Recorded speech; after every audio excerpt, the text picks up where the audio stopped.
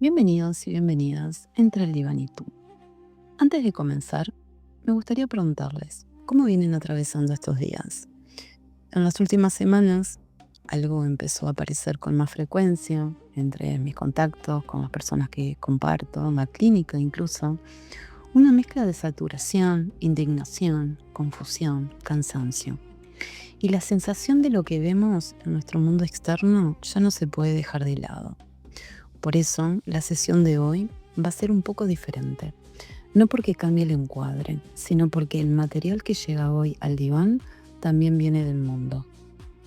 Hace unos días, como todos sabemos, se publicaron los nuevos documentos relacionados con Jeffrey Epstein. Y cuando los leí, experimenté algo muy específico que en psicología identificamos como reconocimiento traumático diferido. Es esa sensación de que algo que ya sabíamos de forma difusa, de repente se materializa, con toda su brutalidad, con todos sus detalles. Porque lo que emerge en estos archivos no es simplemente un evento informativo más.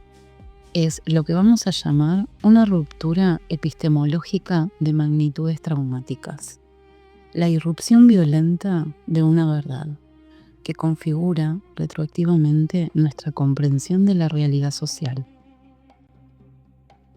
Desde la psicología tenemos que analizar este fenómeno no por su contenido anecdótico, sino por su capacidad de fracturar el contrato simbólico que nos vincula con la autoridad institucional.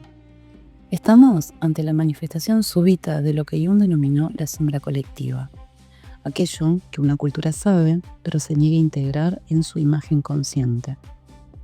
Y cuando esa sombra es desvelada abruptamente, no genera justicia reparativa, genera una herida ontológica en el tejido social mismo.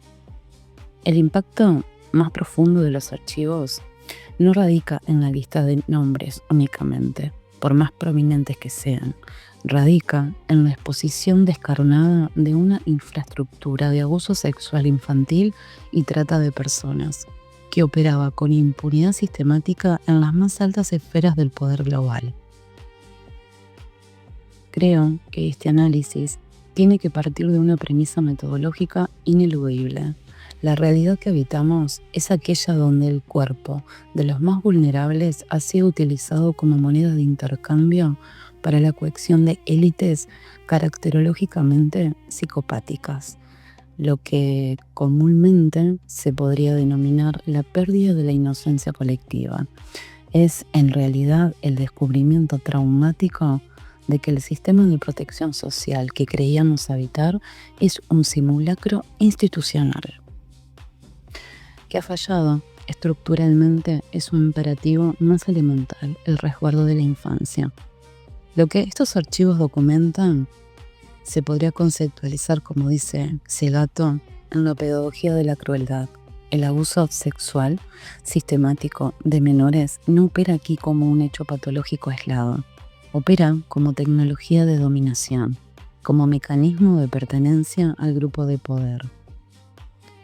La percepción colectiva de nuestra realidad con estos hechos se ve alterada por lo que voy a llamar la estética de la impunidad. El registro visual y documental de estas figuras públicas, conviviendo con victimarios documentados a sabiendas del horror que transcurría simultáneamente. Esto genera un cortocircuito en nuestras categorías morales básicas. Esta transgresión de los tabúes fundacionales de toda civilización, la protección sagrada de la niñez, desmantela los anclajes psíquicos que nos permiten habitar la realidad como espacio predecible y moralmente coherente.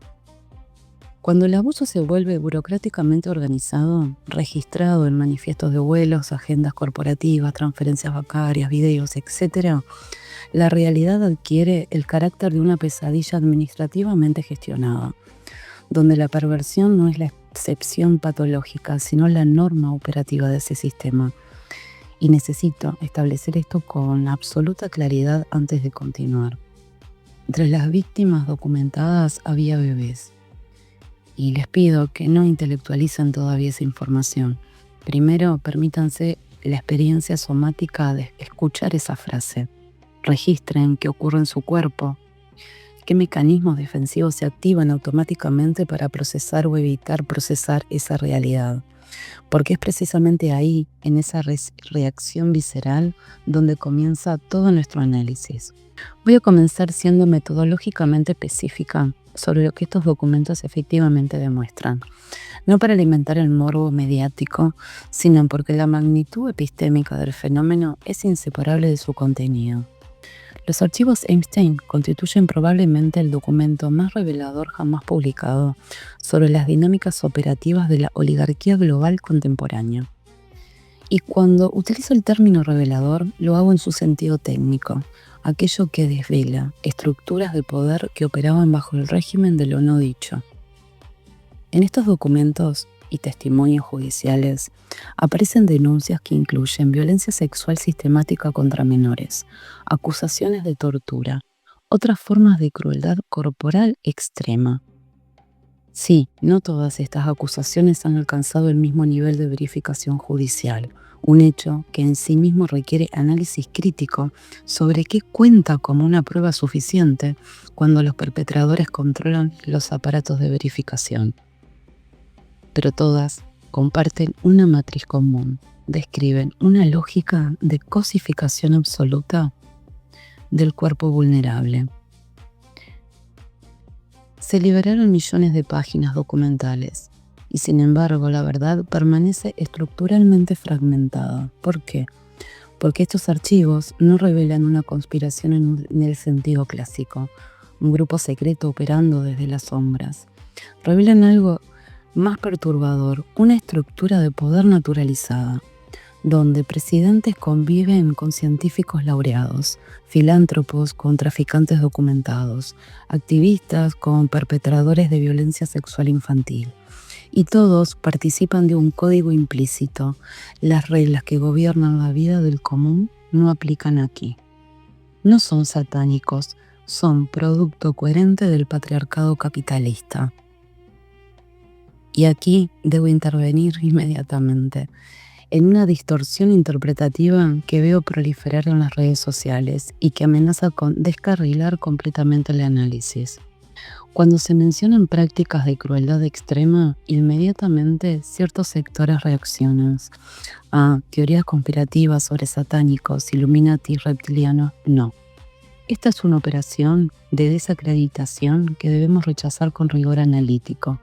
No son satánicos en ningún sentido místico o esotérico del término.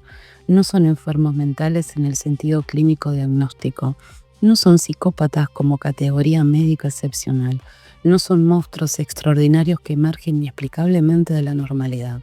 Son personas con poder extremo operando en un sistema institucional que les garantiza la impunidad estructural. Esta distinción no es semática, es políticamente crítica, porque cuando los convertimos en monstruos, en desviaciones patológicas de la normalidad social, estamos realizando exactamente la operación ideológica que el sistema requiere para reproducirse. Separar este horror de la estructura socioeconómica que lo produce y lo posibilita. Estas personas no operan fuera del sistema. Son el sistema en su manifestación más descarnada, despojando de las mediaciones ideológicas que normalmente velan su funcionamiento. Abordemos ahora la cuestión de los nombres. Los nombres importan, no por el morbo voyerista de quién es o quién es quién, sino porque revelan patrones estructurales fundamentales sobre cómo se distribuye y ejerce el poder en las sociedades contemporáneas. Los nombres que figuran en estos documentos no conforman un grupo ideológicamente homogéneo, pero sí socialmente homogéneo. Esta es una distinción analítica crucial que debemos mantener presente. No importa si sus posiciones políticas declaradas son progresistas o conservadoras, si financian causas de justicia o defienden el libre mercado, si son científicos premiados o empresarios tecnológicos. Todos se desplazan en un espacio social donde las consecuencias jurídicas y sociales de las acciones son negociables, donde el capital económico, simbólico y social puede ser movilizado para naturalizar esas acciones.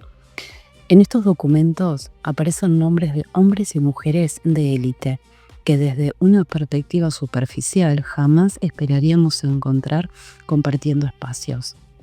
Desde presidentes hasta activistas de derechos humanos, desde científicos venerados por la comunidad académica, hasta artistas celebrados culturalmente. Y eso es precisamente lo que interesa analizar desde una perspectiva sociológica, no quiénes son específicamente, sino qué revela esa heterogeneidad ideológica acoplada a una homogeneidad de clase. Revela que esto no constituye una red criminal en el sentido convencional del término, un grupo marginal operando contra la ley. Es una estructura de poder incrustada en el funcionamiento normalizado de las élites, donde las reglas que gobiernan la vida ordinaria simplemente allí no operan. Y esto nos confronta con una pregunta epistemológica fundamental. ¿Qué tipo de orden socioeconómico hemos construido donde esto no es solo posible, sino estructuralmente probable?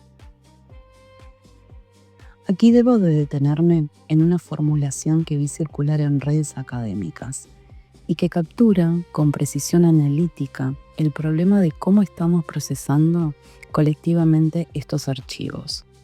La pregunta relevante no es si las acusaciones son verdaderas o si existe suficiente evidencia forense. La pregunta es, ¿qué valor le asignamos estructuralmente a la vida y el cuerpo de las mujeres, los niños y las niñas?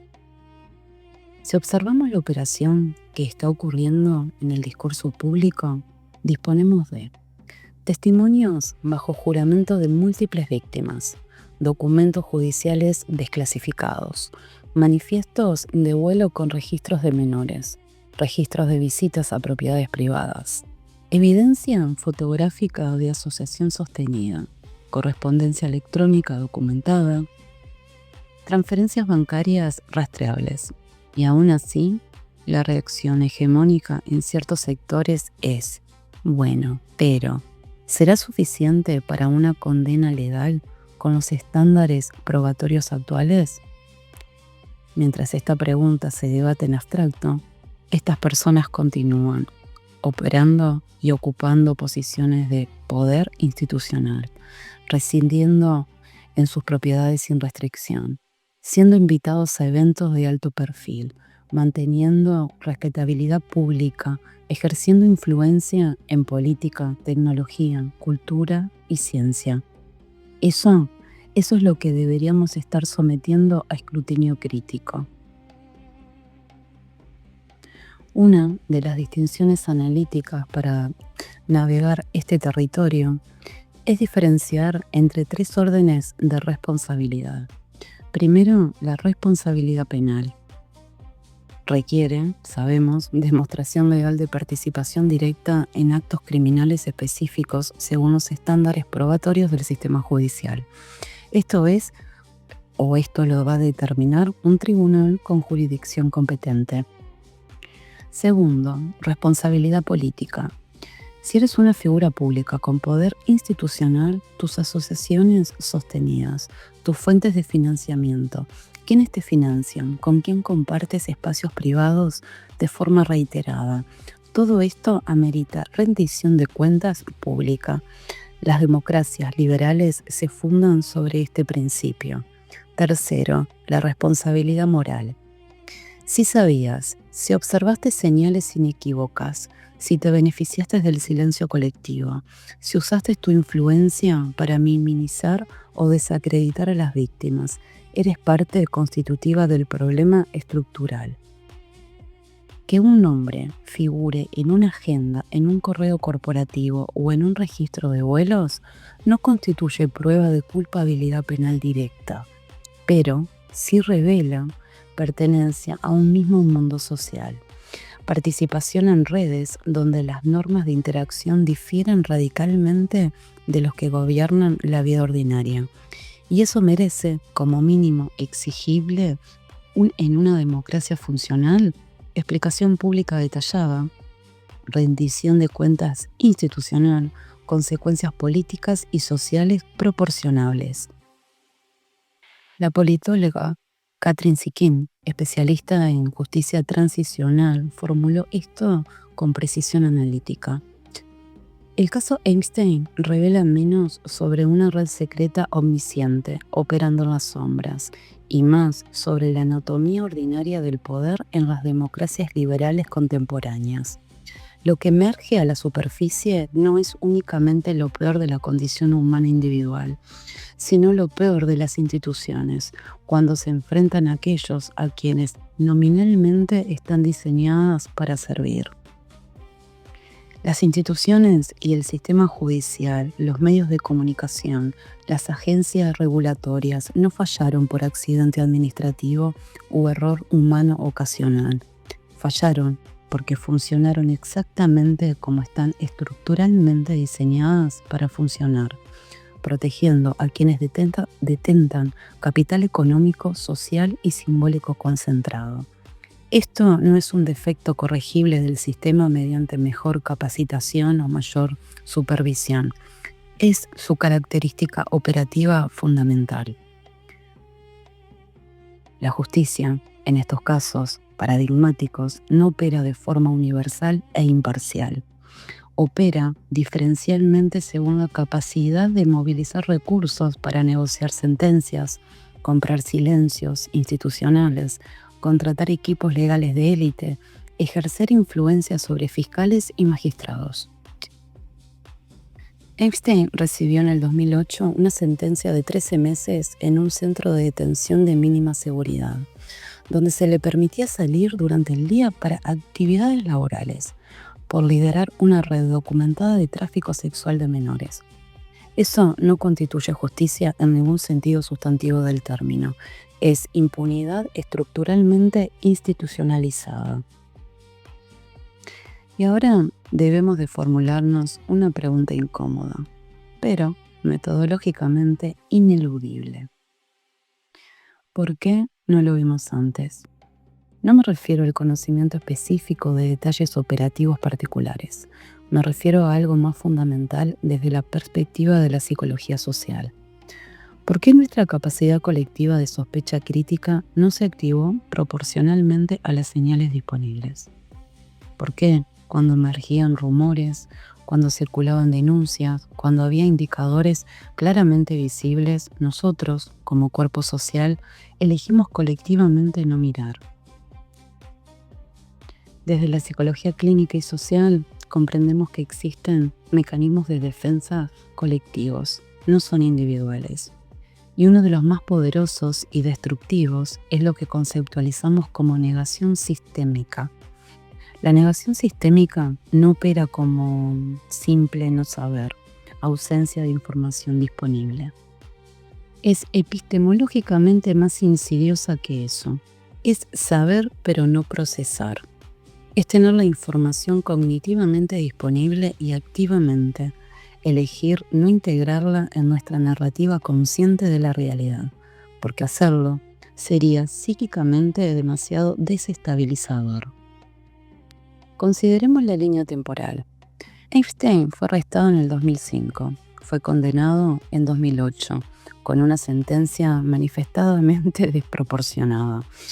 Hubo reportajes periodísticos durante años en medios de mainstream. Hubo testimonios públicos de víctimas documentadas.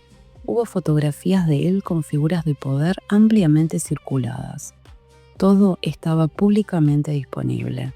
Y nosotros, colectivamente, seguimos adelante con nuestras vidas como si esta información no tuviera implicancias sistémicas. ¿Por qué? Porque aceptar plenamente lo que estas señales implicaban significaba aceptar que el mundo social que habitamos era y es fundamentalmente diferente al que creemos y creíamos habitar. Significaba aceptar que las instituciones que suponemos nos protegen, el sistema judicial, los medios informativos, la comunidad científica, estaban comprometidos estructuralmente, no solo ocasionalmente. Y esa aceptación requiere un trabajo psíquico enorme que muchos no estamos y no estábamos preparados para realizar. Entonces, colectivamente, elegimos la comodidad psíquica de la incredulidad selectiva. Y esa elección, por más comprensible que sea desde una perspectiva psicológica defensiva, tiene consecuencias materiales, tiene víctimas concretas.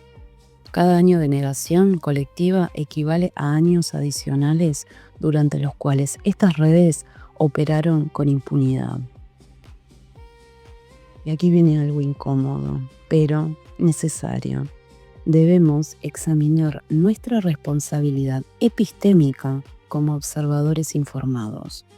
No estoy sugiriendo que seamos culpables del abuso mismo, obviamente no, pero sí debemos interrogarnos qué estructuras mentales, qué sesgos cognitivos, qué creencias implícitas nos convirtieron en cómplices pasivos de la negación colectiva. Aquí podemos realizar un ejercicio mental. Pensemos en alguien que admiramos profundamente. Puede ser un científico, un activista, un artista, un empresario innovador, un intelectual público. Ahora, imaginemos que su nombre aparece en estos documentos con asociación documentada sostenida con Einstein. ¿Cuál es nuestra primera reacción cognitiva automática? Probablemente debe haber una explicación inocente. Seguramente no sabía, probablemente fue un engaño. Y ahí podemos ver el sesgo operando. Nuestro cerebro trabaja activamente para preservar la imagen de quien admiramos, porque cambiar radicalmente esa imagen requiere trabajo cognitivo y genera malestar psíquico. Es lo que se identifica como sesgo de autoridad combinado con disonancia cognitiva. Cuando alguien que admiramos realiza acciones que contradicen nuestra imagen internalizada de ellos, nuestro sistema cognitivo trabaja activamente para resolver esa contradicción, no modificando nuestra evaluación de la persona, sino reinterpretando sus acciones para que encajen en lo que deseamos creer. Es psíquicamente más económico pensar. Hay una explicación inocente que pensar. Esta persona que admiraba y cuyo trabajo respeto y me identifico, participó de esto o lo toleró conscientemente. Y ese mecanismo individual multiplicado por millones de personas es precisamente lo que permite que estas redes operen durante décadas sin interrupción efectiva. Y ahora debo de realizar una operación metodológicamente fundamental. Anclar todo este análisis en la materialidad de lo cotidiano, porque existe un riesgo analítico enorme en permanecer únicamente en el nivel de las élites globales de los millonarios, de las islas privadas en el Caribe.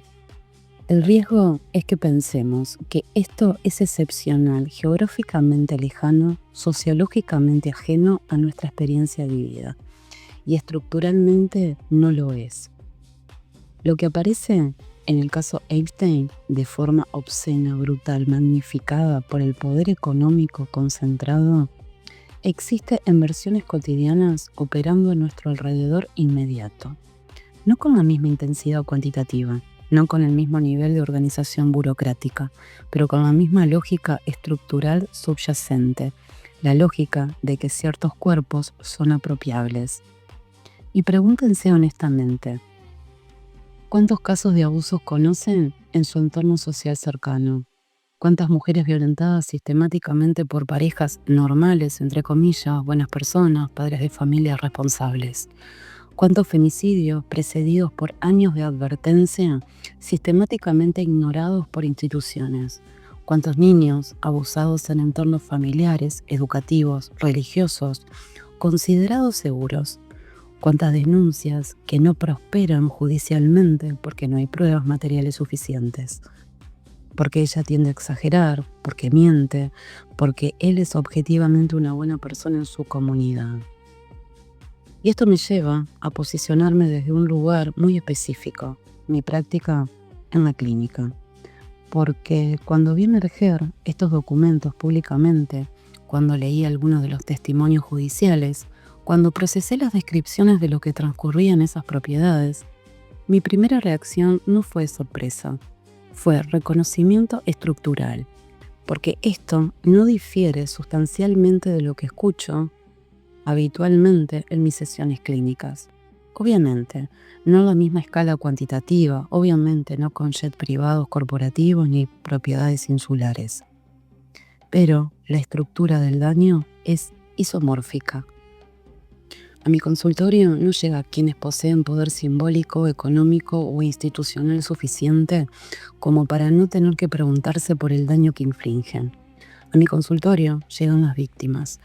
Llegan las mujeres sistemáticamente abusadas por sus parejas durante años, las personas explotadas laboralmente sin capacidad de resistencia, quienes fueron silenciados estructuralmente en sus configuraciones familiares, quienes cargan culpa que no les pertenecen ontológicamente, quienes aprendieron tempranamente a sobrevivir, requiere adaptarse a la violencia normalizada.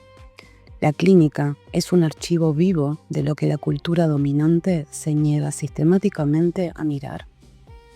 Y sí, los perpetradores no llegan a la consulta terapéutica.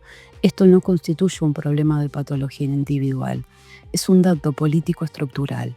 El sistema no les exige reflexividad ética, no les demanda que se interroguen por el daño que causan a otros, porque ese daño es fundacionalmente o funcionalmente necesario para el poder que detentan. Y aquí hay algo que raramente se verbaliza con claridad en discusiones sobre salud mental. El dispositivo terapéutico está poblado mayoritariamente por víctimas, no por perpetradores. No porque los perpetradores no experimenten sufrimiento psíquico, lo experimentan, sino porque su sufrimiento no los obliga a interrogarse éticamente. El sistema los sostiene materialmente, los excusa culturalmente, los protege institucionalmente o directamente los recompensa económicamente. En contraste, las víctimas dudan de su percepción de la realidad, cargan vergüenza no merecida, somatizan el trauma como síntoma corporal, experimentan quiebres identitarios, buscan desesperadamente sentido a lo insensato, llegan a consulta preguntándose obsesivamente qué hicieron mal, y ahí opera una injusticia estructural que debemos de nombrar.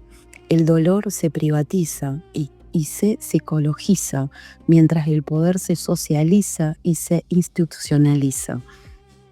Lo que escucho en sesión tras sesión no son hechos aislados excepcionales, son variaciones monótonamente predecibles del mismo patrón estructural. Abuso sistemático de poder en configuraciones de pareja, violencia económica como mecanismo de control, manipulación emocional sofisticada, humillación cotidiana normalizada como dinámica relacional, explotación laboral por figuras jerárquicas, silencios familiares transgeneracionales que se sostienen durante décadas. No son historias extraordinarias que justifiquen asombro, son demasiado frecuentes como para merecer sorpresa. Por eso, cuando estalla públicamente un caso como Einstein, para quienes trabajamos en clínica, no hay sorpresa epistemológica, hay reconocimiento de patrones estructurales. Lo que cambia no es el contenido sustantivo de la violencia. Cambian dos variables, la visibilidad mediática y la escala del poder económico que lo ampara. Ahora voy a adentrarme en territorio conceptual más complejo, pero analíticamente necesario. Necesitamos comprender por qué esto ocurre estructuralmente, no para justificarlo jamás, sino para poder desmantelarlo efectivamente. La antropóloga Seato ha desarrollado un concepto que considero fundamental para este análisis, el cuerpo como territorio. Ella argumenta específicamente en relación al cuerpo femenino e infantil que estos funcionan como un territorio a conquistar y marcar en las lógicas masculinas de poder. Y esto lo observamos con claridad analítica perfecta en el caso de Einstein. Sus islas, sus mansiones en múltiples jurisdicciones, sus jets privados corporativos, no eran meramente lugares donde transcurrían los abusos. Eran territorios en sentido literal, donde las leyes normativas del Estado-nación simplemente no operaban, donde él funcionaba como soberano absoluto con capacidad de suspender la ley.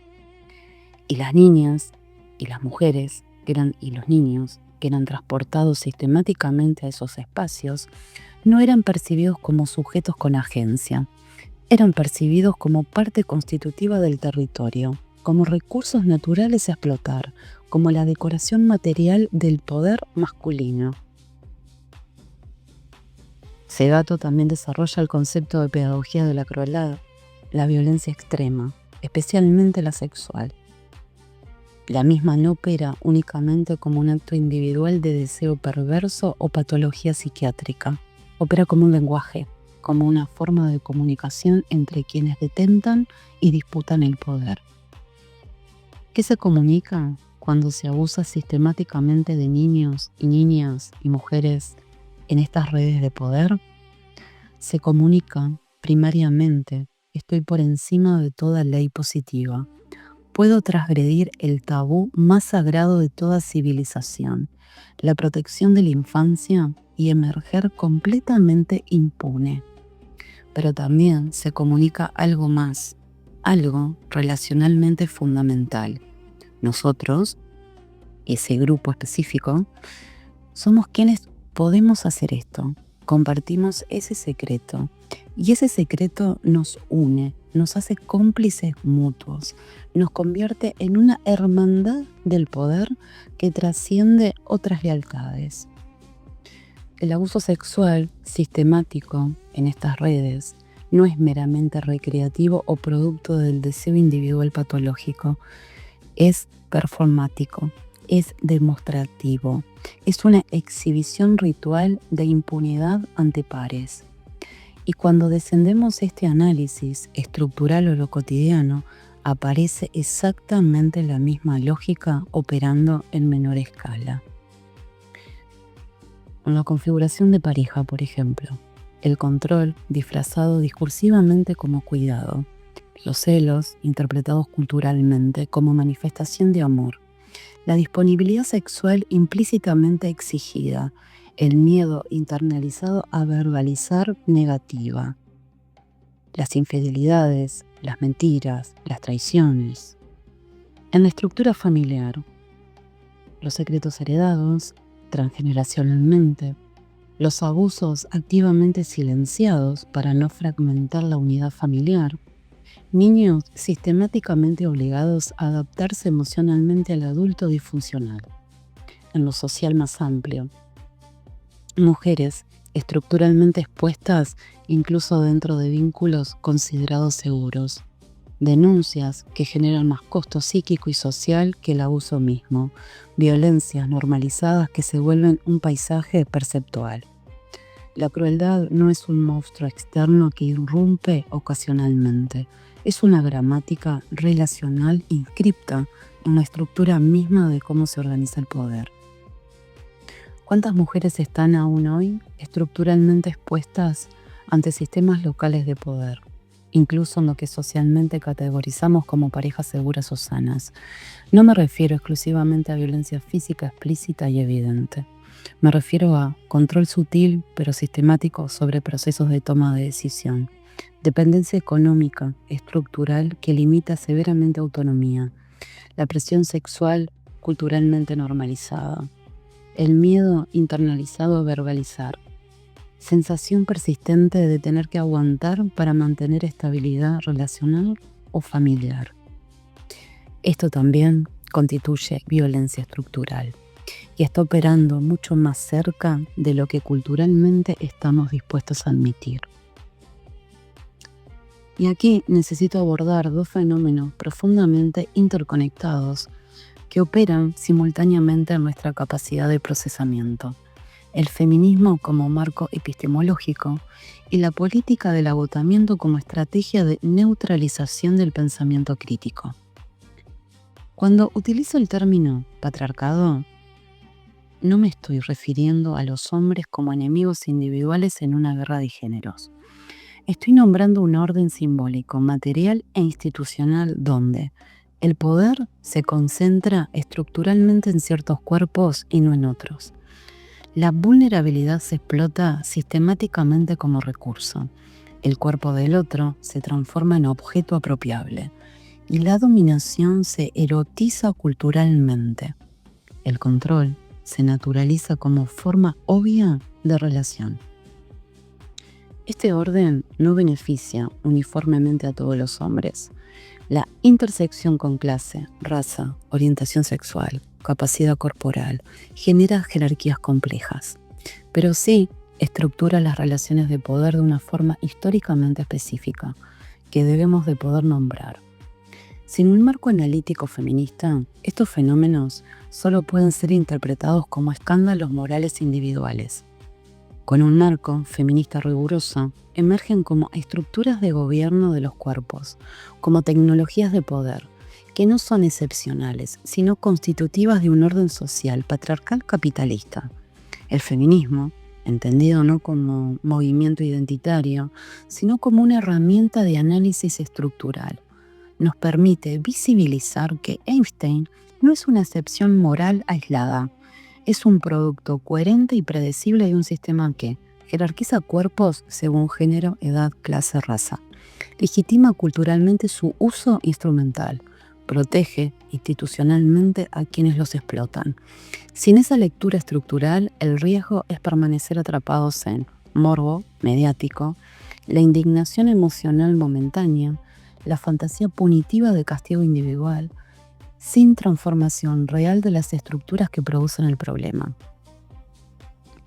El hilo conductor que conecta el caso Einstein con la violencia de género cotidiana es uno solo, y debemos nombrarlo: la idea culturalmente inscripta de que ciertos cuerpos son ontológicamente apropiables. Cuerpos de mujeres, cuerpos de niñas y niños, cuerpos feminizados, cuerpos precarizados económicamente, cuerpos sin capital simbólico. En el extremo elitista del espectro, se compran mediante transacciones económicas, se trasladan geográficamente mediante infraestructura privada, se silencian mediante contratos legales, aparecen amenazas litigantes. En la cotidianidad normalizada se controlan mediante el miedo internalizado, dependencia económica estructural, manipulación emocional sofisticada, gaslighting sistemático, amenazas veladas, descrédito social. El mecanismo operativo es isomórfico, que quien detenta poder decide unilateralmente sobre el cuerpo y la agencia del otro. Lo que varía es la escala de implementación y los recursos movilizables, no la lógica estructural subyacente. Yo creo que mientras sigamos conceptualizando el abuso como excepción patológica individual y no como una lógica cultural estructural, seguiremos experimentando sorpresa performativa cada vez que un caso extremo emerja o a una visibilidad pública. Seguiremos repitiendo retóricamente: ¿cómo es posible que esto ocurra?, cuando la respuesta está ahí, operando cotidianamente en múltiples escalas simultáneas. El feminismo no constituye la solución mágica que resuelve automáticamente estos problemas, pero creo que es la herramienta analítica que nos permite nombrar el problema correctamente, y nombrar correctamente es el primer paso metodológicamente necesario para transformar estructuralmente. Y ahora, algo directamente conectado con por qué nos resulta tan difícil procesar colectivamente esta información. Y ahí aparece la política del agotamiento cognitivo. Esta no es meramente una estrategia mediática ocasional, es una estrategia psicopolítica deliberada y funciona porque explota una vulnerabilidad real y documentada del procesamiento cognitivo humano. Nuestro cerebro opera con una capacidad limitada de procesamiento atencional. No podemos mantener atención plena y sostenida en múltiples estímulos complejos simultáneamente. Por eso priorizamos automáticamente.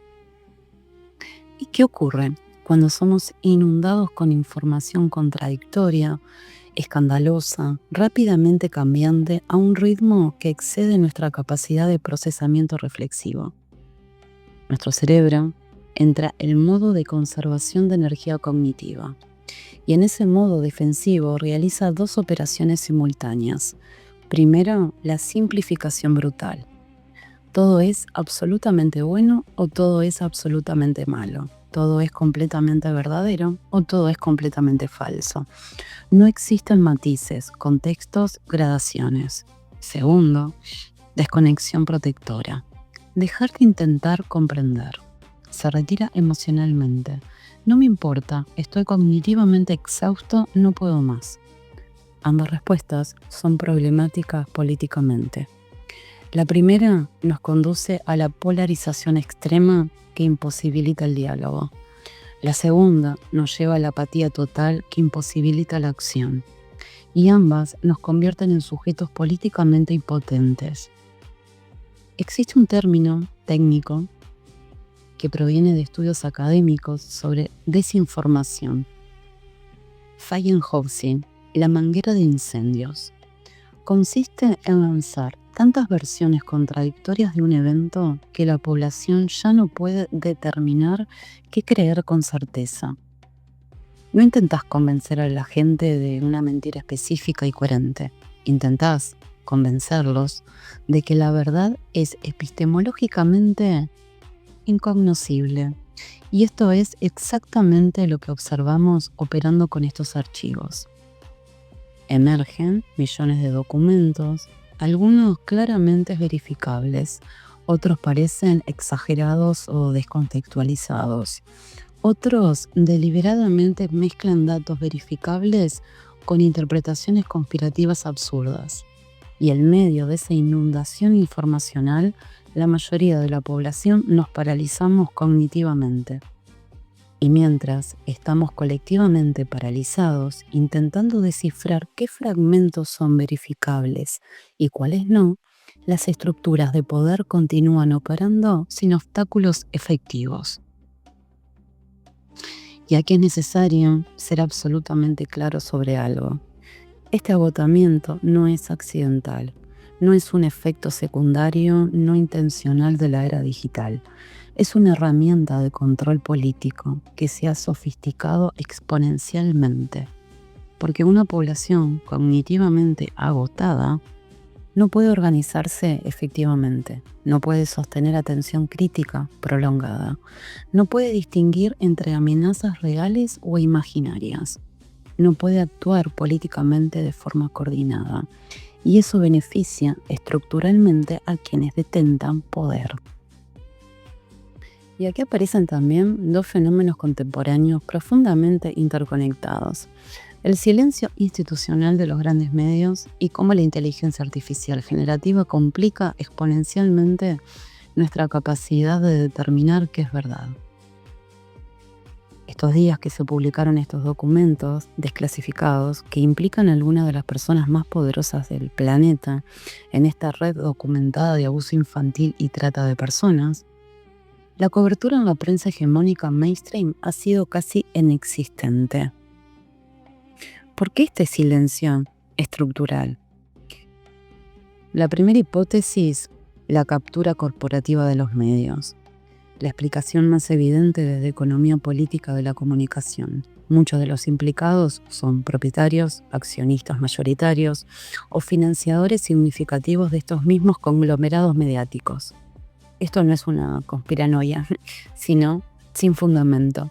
Es estructura económica básica del capitalismo contemporáneo. Los medios de comunicación hegemónicos son empresas capitalistas y las empresas protegen sus intereses materiales y los intereses de quienes las financian y controlan. La segunda hipótesis, el pacto de silencio implícito de las élites. Pero existe algo más profundo que trasciende los intereses económicos directos e inmediatos. Existe lo que el sociólogo Wright Mills conceptualizó como solidaridad de clase entre las élites. No importa si sus ideologías declaradas son unas u otras, si operan desde Estados Unidos o Europa, si pertenecen al mundo corporativo o al político institucional. Existe una comprensión tácita compartida.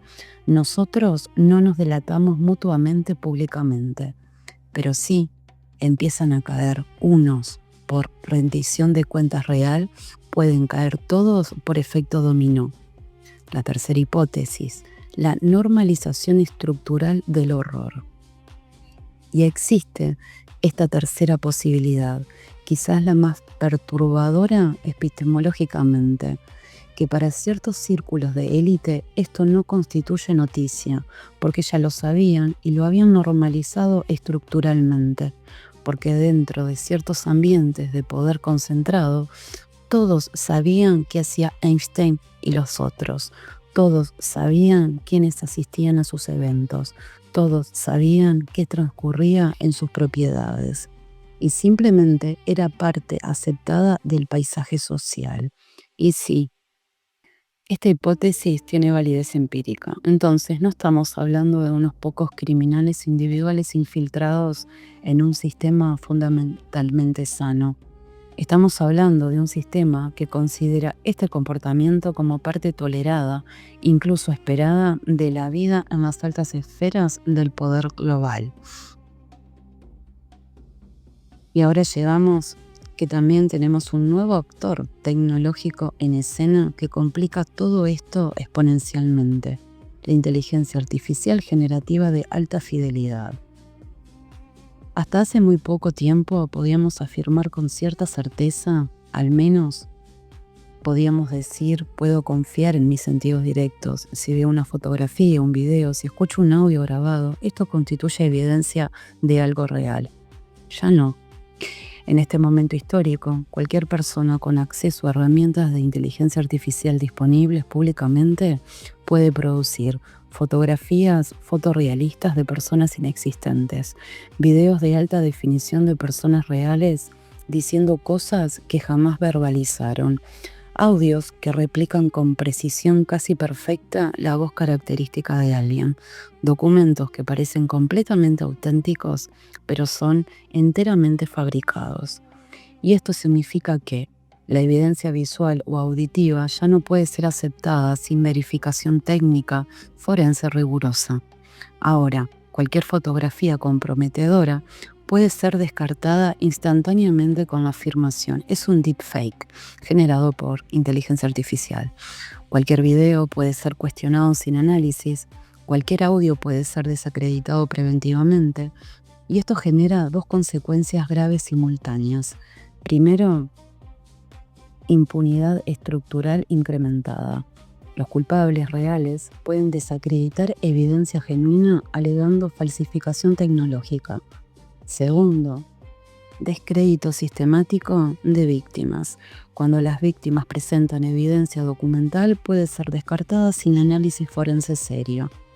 Y esto nos conduce a algo que en mi práctica clínica puedo observar, ¿no? Que es la parálisis cognitiva inducida por incertidumbre tecnológica.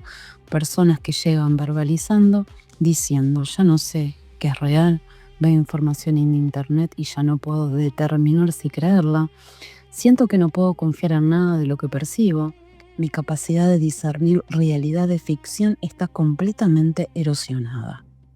Y esto no es paranoia clínica, es una respuesta adaptativa psicológicamente comprensible a un entorno informacional donde la manipulación de la realidad perceptual se ha vuelto trivialmente fácil y masivamente accesible.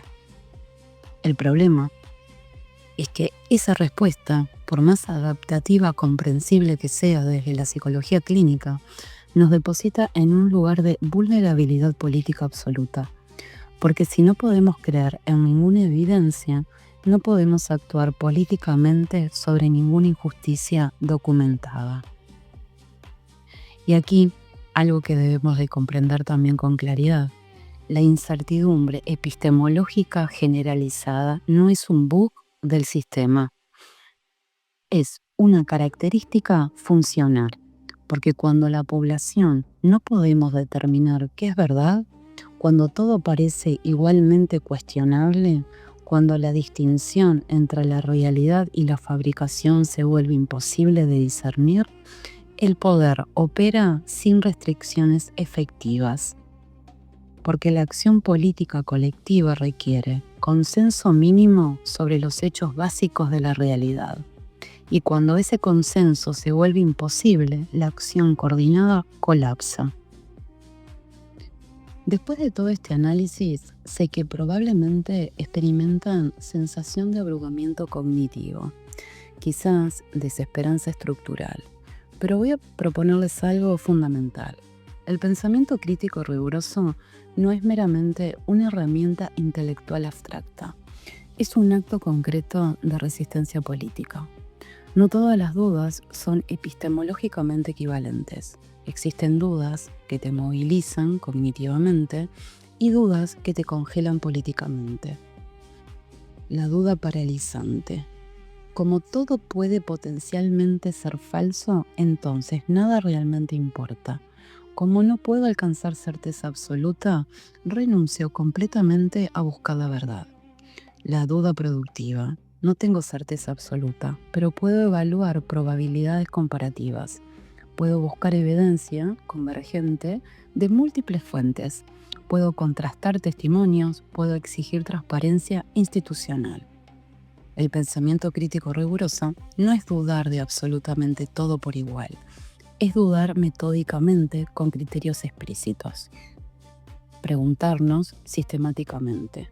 ¿Esta información proviene de fuentes primarias verificables o de fuentes secundarias terciarias?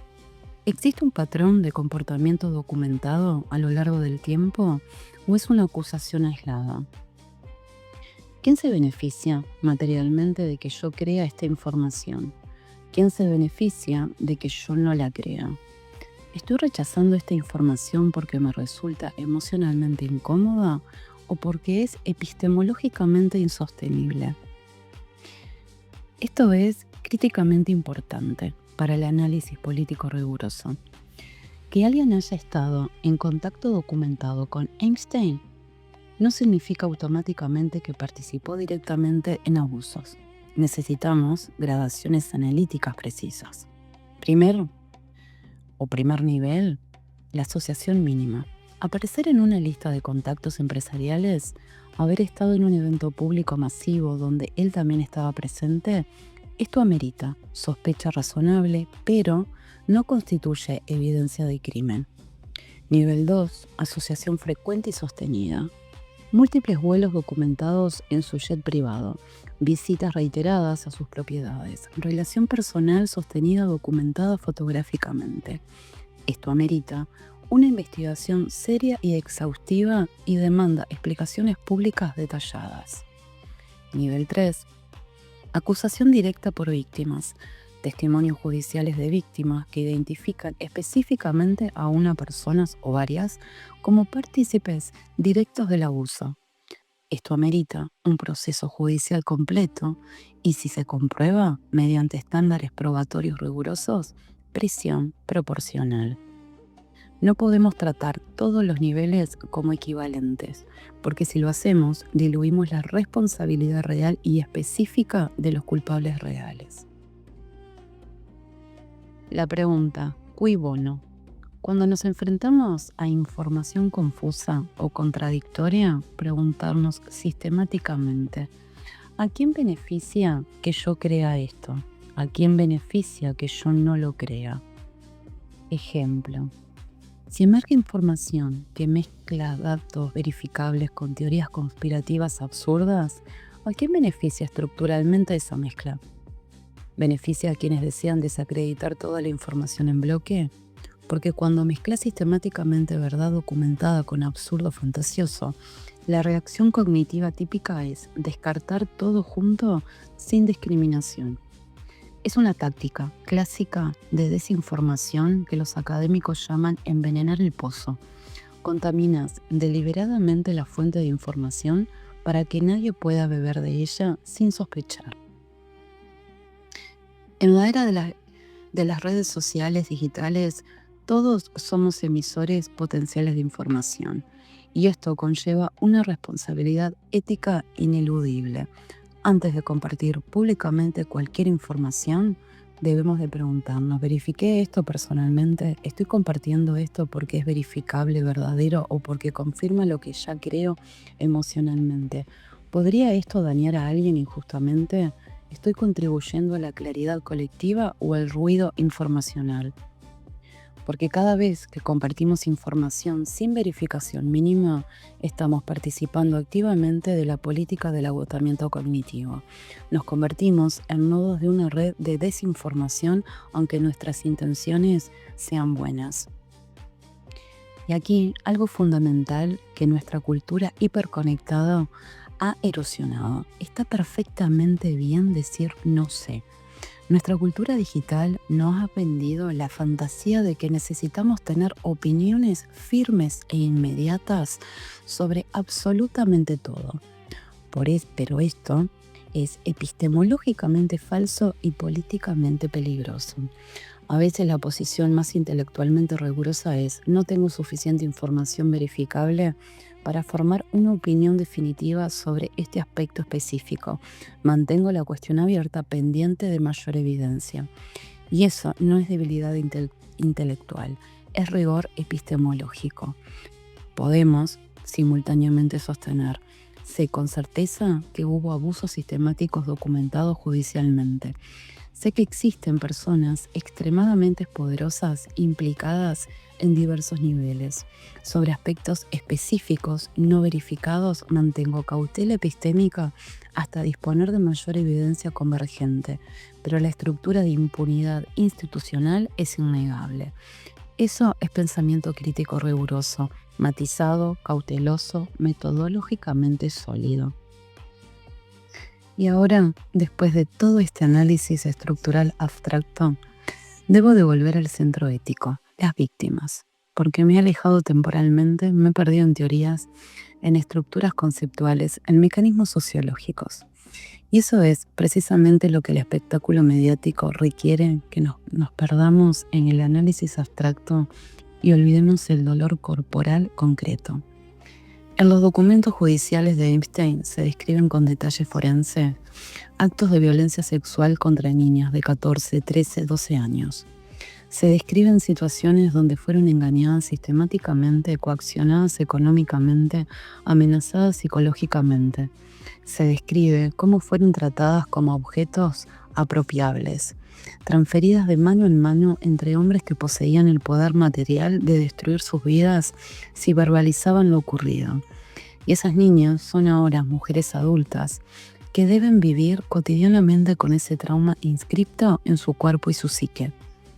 Una de las dimensiones más cruelmente violentas del caso Epstein es cuántas víctimas intentaron hablar públicamente y no fueron escuchadas institucionalmente. Hubo denuncias formales en 2005, 2006, 2008. Hubo víctimas que se presentaron voluntariamente ante la policía, que testificaron bajo juramento, que arriesgaron absolutamente todo. ¿Y qué ocurrió institucionalmente? Epstein recibió una sentencia absurdamente desproporcionada en 2008. 13 meses en una institución de mínima seguridad, donde se le permitía salir durante el día para actividades laborales, por liderar una red documentada de tráfico sexual de menores. Y luego quedó libre para continuar abusando durante una década adicional completa. Imaginemos lo que eso produce psicológicamente en una víctima. No solo sufriste el abuso corporal directo, también reuniste el coraje extraordinario para denunciar públicamente, enfrentaste cara a cara a tu abusador, testificaste bajo juramento a pesar del terror. Y el sistema institucional te respondió: tu dolor no pesa lo suficiente frente a su poder económico y simbólico. Este mensaje destroza ontológicamente a una persona, porque no solo te comunica que no estás protegida institucionalmente, te comunica que tu vida no vale lo suficiente como para que la justicia funcione efectivamente para ti. Y quiero hablar específicamente de Virginia Giuffre, porque su trayectoria vital encapsula todo lo que es estructuralmente incorrecto sobre cómo tratamos socialmente a las víctimas. Virginia fue reclutada cuando tenía 16 años. Fue abusada sistemáticamente por Epstein y otros hombres extremadamente poderosos durante años. Y ella realizó algo extraordinariamente valiente. Alzó la voz públicamente. Puso su rostro, su nombre legal, su vida completa en riesgo, para que el mundo supiera lo que había transcurrido. ¿Y qué ocurrió estructuralmente? Hubo acuerdos económicos extrajudiciales confidenciales, pero las estructuras de poder permanecieron completamente intactas. Virginia dejó este plano en el 2025. Probablemente porque no pudo soportar psicológicamente vivir en un mundo donde denunció públicamente a los hombres más poderosos del planeta, y nada cambió estructuralmente de forma significativa, donde tuvo que observar cómo continuaban en la vida pública y continúan sin consecuencias. Continúan en sus mansiones, continúan siendo invitados a eventos de élites, continúan siendo respetados institucionalmente. Mientras ella cargaba con el estigma social, con el trauma corporal, con la etiqueta mediática de víctima, que la seguiría inexorablemente toda su vida. Esa es la verdadera historia de este caso, no los nombres glamorosos en las listas mediáticas, no las teorías elaboradas sobre conspiración global. Esa, una mujer que se enfrentó directamente al poder concentrado y el poder la destruyó sistemáticamente. Y Virginia no está sola en esto. Existen decenas, probablemente cientos de víctimas que no conocemos públicamente, que no han hablado mediáticamente, que viven con ese trauma en silencio absoluto. Algunas porque tienen miedo, justificado de represalias. Otras porque saben empíricamente que no les van a creer institucionalmente. Otras porque el sistema legal es tan retraumatizante como el abuso original mismo. Y cada vez que tratamos este caso mediáticamente como el escándalo de las celebridades, cada vez que nos enfocamos obsesivamente en los nombres famosos y no en las experiencias vividas de las víctimas, estamos participando activamente de esa revictimización estructural, porque las estamos convirtiendo en personajes secundarios de una narrativa que debería de ser fundamental y centralmente sobre ellas. Y ahora la pregunta que sé que muchos están formulándose: ¿qué puedo hacer yo concretamente? Solo soy una persona sin poder institucional, no tengo capacidad de influencia real. Y es verdad, esa evaluación es empíricamente correcta. No tenemos el poder institucional de arrestar a nadie, no tenemos la capacidad material de desmantelar redes de tráfico, no controlamos aparatos judiciales ni mediáticos, pero no estamos completamente desprovistos de agencia política. Lo primero y políticamente más importante, no permitir que esto se normalice mediante el silencio social. Cada vez que este tema emerge en una conversación cotidiana y alguien verbaliza, bueno, son teorías conspirativas, sin fundamento, o seguramente hay explicaciones inocentes para todas las asociaciones, di algo, no agresivamente, no de forma de cierre defensivamente la conversación, pero interven verbalmente. Existen testimonios judiciales bajo juramento de múltiples víctimas. Existen documentos desclasificados verificables. Existen, y esto no es una especulación fantasiosa, y el hecho de que estemos culturalmente dispuestos a dudar sistemáticamente de las víctimas antes que de los poderosos revela algo fundamental sobre cómo opera estructuralmente el poder. Esa intervención verbal no es trivial, es micropolítica activa. Existen organizaciones especializadas que trabajan directamente con sobrevivientes de abuso sexual, con víctimas de tráfico sexual, que proveen servicios legales, psicológicos y refugio material. Si puedes, dona económicamente. Si no puedes donar dinero, dona tiempo como voluntario. Si no puedes donar tiempo, comparte visiblemente su trabajo para que otros en tu red la conozcan o los conozcan, porque las víctimas de estos crímenes necesitan apoyo material concreto, no solo nuestra indignación performativa en redes sociales digitales. Cuando observes a figuras públicas que están implicadas documentalmente, que han sido nombradas en testimonios que tenían relaciones sostenidas y verificables como Epstein, no consumas su contenido mediático, no compres sus productos, no votes por ellos políticamente y sé vocal públicamente sobre por qué. No se trata de la cultura de la cancelación, en el sentido de destruir una carrera por algo menor o no verificado. Se trata de ejercer consecuencias políticamente proporcionales. Esta persona tuvo una relación documentada y sostenida con un traficante sexual convicto de menores y nunca ha proporcionado una explicación pública satisfactoria. Por lo tanto, no merece mi apoyo político, económico o cultural. Esa es una posición política legítima y racionalmente justificable. Y esto es quizás lo más importante a nivel micropolítico. Sé la persona adulta en tu comunidad que cree sistemáticamente a los niños y niñas. Estadísticamente, la mayoría abrumadora de los abusos sexuales infantiles no ocurren en islas privadas de millonarios únicamente. Ocurren en casas familiares, en escuelas, en iglesias, en instituciones deportivas, en configuraciones familiares. Y la razón primaria por la que ocurren sin interrupción es porque los niños han aprendido tempranamente que cuando hablan, los adultos no les creen o los castigan por hablar. Entonces, sé el adulto que verbaliza explícitamente. Si alguna vez te ocurre algo que te haga sentir incómodo, confundido, asustado, puedes decírmelo y te voy a creer. No vas a meterte en problemas por hablar, estás seguro conmigo. Y cuando un niño efectivamente te dice algo, créele inmediatamente y actúa. Porque si podemos construir culturalmente una generación donde los niños saben empíricamente que serán escuchados, protegidos, creídos cuando hablan, estamos atacando la raíz estructural del problema. Y finalmente, algo que quizás no suena superficialmente como acción política, pero estructuralmente lo es, cuida deliberadamente tu salud mental y tu capacidad de procesamiento. Porque si colapsamos psicológicamente, si nos quemamos emocionalmente, si nos hundimos en desesperanza paralizante, entonces el sistema ha ganado estratégicamente. Una población deprimida, ansiosa, cognitivamente agotada no puede organizarse políticamente de forma efectiva. Y estamos llegando al cierre de esta sesión. Y sé que ha sido denso cognitivamente. Sé que ha sido emocionalmente difícil de procesar.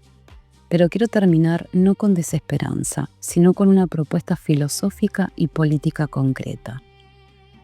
El filósofo, disidente político checo, Havel, que vivió bajo un régimen totalitario, escribió algo que considero fundamentalmente relevante para nuestro momento histórico: el concepto de vivir en la verdad. Él observó que en los regímenes totalitarios las personas sabían empíricamente que el sistema oficial era una mentira estructural, pero todos participaban de esa mentira porque era más fácil, más seguro, más cómodo, más conveniente materialmente. ¿Les suena? Y él propuso una forma de resistencia aparentemente simple, pero radicalmente subversiva. Simplemente negarse a participar de la mentira. No rebelión armada, no confrontación violenta. Simplemente decir la verdad que todos saben, pero nadie verbaliza. Y eso es exactamente lo que les propongo hoy como acto de resistencia cotidiana. La verdad que podemos sostener. No podemos individualmente desmantelar las redes globales de poder. No podemos meter personalmente a todos los culpables en prisión. No podemos reconfigurar estructuralmente el sistema judicial internacional, pero podemos negarnos a participar de la mentira colectiva. Podemos sostener verbalmente: sí, esto ocurrió documentadamente. Sí, existen personas extremadamente poderosas implicadas en diversos niveles. Sí, el sistema institucional falló estructuralmente en proteger a los más vulnerables. Y no voy a pretender decir que esto no ocurrió, solo porque es psicológicamente incómodo reconocerlo. Esa es nuestra forma concreta de vivir en la verdad. Y cuando suficientes personas simultáneamente se niegan a participar de la mentira, algo comienza a cambiar estructuralmente. La esperanza no es optimismo ingenuo. Quiero ser clara sobre algo. La esperanza no es pensar que todo automáticamente va a resolverse favorablemente sin esfuerzo sostenido. La esperanza, filosóficamente entendida, es la decisión existencial de seguir actuando aunque el resultado final sea estructuralmente incierto. Es la decisión de mantener tu integridad ética aunque el mundo te comunique insistentemente que no vale la pena. Es la decisión de creer que la verdad importa ontológicamente, aunque parezca que la mentira siempre gana estratégicamente. Y yo elijo conscientemente la esperanza, no porque ingenuamente crea que vamos a ganar en un sentido dramático hollywoodense, sino porque la alternativa, la desesperanza, el cinismo, la apatía total es exactamente lo que el sistema de poder requiere para reproducirse sin obstáculos. Y voy a terminar con la reflexión más incómoda, pero más necesaria. Lo psicológicamente más difícil no es aceptar que existan redes de abuso en las élites globales distantes. Lo verdaderamente insoportable es admitir que esas mismas lógicas de poder están presentes en vínculos cercanos, cotidianos, aparentemente normales y seguros. Que el problema no está solo allá arriba en las élites, sino entre nosotros, en nuestras relaciones, en nuestras familias, en nuestras comunidades, en la pareja culturalmente considerada segura y sana, en la familia socialmente percibida como normal y funcional, en el entorno institucional definido como confiable y protector. Y que mientras no podamos mirar eso directamente sin defensas psicológicas, el sistema se reproduce inexorablemente. Pero también necesito verbalizar esto con absoluta claridad. Mientras sigamos tratando estos hechos como excepciones monstruosas individuales, el sistema permanecerá estructuralmente intacto. Lo verdaderamente subversivo no es solo indignarse moralmente por Epstein. Lo verdaderamente subversivo es interrogar las formas cotidianas de crueldad normalizada que seguimos tolerando culturalmente. Exigir que quienes tienen poder institucional rindan cuentas públicas por sus acciones y asociaciones. Construir una cultura donde las víctimas sean sistemáticamente creídas, protegidas, sostenidas materialmente. Cuestionar nuestras participaciones en estructuras de dominación por pequeñas que parezcan. Y gracias por escuchar hasta este punto final. Sé que no es fácil, sé que probablemente necesiten procesar esto durante días. Si necesitan hablar de esto con alguien profesional, pueden contar conmigo. Recuerden que no estamos solos en estos. Y recuerden esto fundamentalmente. Pensar críticamente en estos tiempos no es solo una habilidad intelectual abstracta.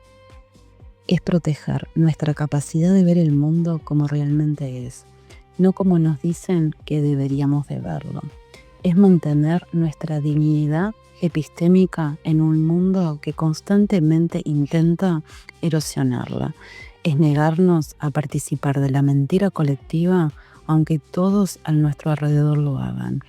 Y eso, aunque parezca pequeño, es profundamente político.